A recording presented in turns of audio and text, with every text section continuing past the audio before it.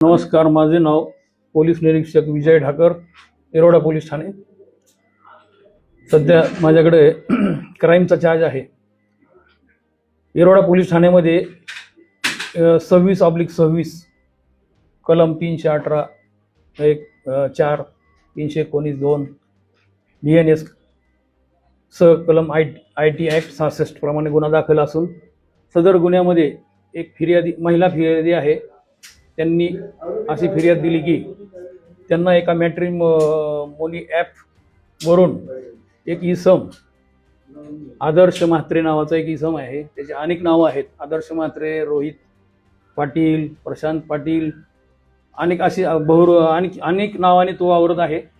आणि ते सदरचा इसम हा त्या महिलेला आपण लग्न करूया आणि तुमच्या घराची पूर्ण जबाबदारी मी स्वीकारतो, तर त्यासाठी आपल्याला थोडे पैशाची गरज आहे असं सांगून विश्वास संपादन करून त्याने 26.5 लाखाची त्यांची फसवणूक केली आणि सदरचे पैसे त्यांना बँकमधून लोन वगैरे ट्रान्सफर करून स्वतःच्या अकाउंटवर ट्रान्सफर केले आणि सदरचे रक्कम ही त्याने पुढील दुसऱ्या अकाउंटवर ट्रान्सफर केली। सदर आरोपी हा अनेक गुन्ह्यामध्ये पूर्ण महाराष्ट्रामध्ये मुंबई, ठाणे, नवी मुंबई, नागपूर अशा अनेक गुन्ह्यामध्ये तो पाहिजे आहे, वॉन्टेड आहे। सदरचा आरोपी हा सध्या तळोजा जेलमध्ये होता। आपण त्यांना प्रोडक्शन वॉरंटवर आता अटक केलेली आहे। त्याची PC घेतलेली आहे 6 दिवसाची आणि सदर गुन्ह्याचा तपास चालू आहे। त्याने पैसे तर सदर महिलेला ट्रान्सफर केले, परंतु दुसऱ्या महिलेला फसवणूक करून त्यांच्या अकाउंटवरून पैसे ट्रान्सफर केले। म्हणजे त्यांनी असं भासवलं की पैसे तर सगळे दिले, पण ऑलरेडी ते पैशाचं जे अकाउंट जे आहे ऑलरेडी फ्रीज झालेलं आहे। त्यामुळं ते देऊनही काय उपयोग नाही, तरी त्याच्याकडून 26.5 लाखाची रिकव्हरी करणं बाकी आहे आणि त्याच्या आणखी कोण साथीदार आहेत त्याच्याबरोबर त्यांचा पण तपास करणं बाकी आहे। आरोपीचं नाव काय आणि किती महिलांचे त्यांनी फसवणूक केलेली आहे? आतापर्यंत 11 गुन्हे आपल्याकडे आलेले आहेत रेकॉर्डवर, परंतु भरपूर गुन्हे आहेत त्यापेक्षाही जास्त। त्याची मोडस काय होती?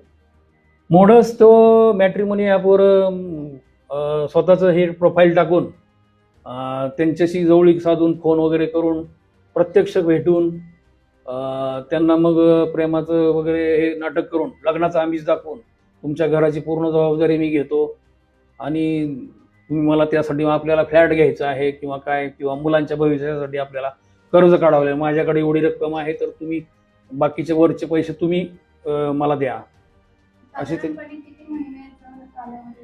साधारणतः हे सदरचा गुन्हा आहे तो 15/6/25 ते 19/6/25 पर्यंत त्यांनी ते फसवणूक केली।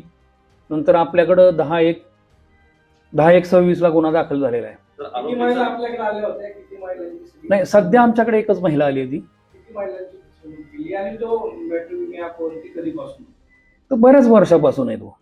तर याच्या आतापर्यंत असे किती लोकांना त्यांनी फसवलं, अंदाजे रिकव्हरी केली? रिकव्हरी आतापर्यंत नवी मुंबईने जो 98 लाखाची रिकव्हरी केलेली प्रभाले पोलीस स्टेशननी।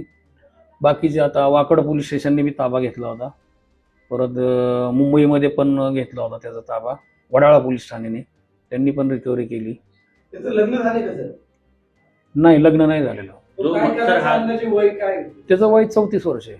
आणि काय करायचं?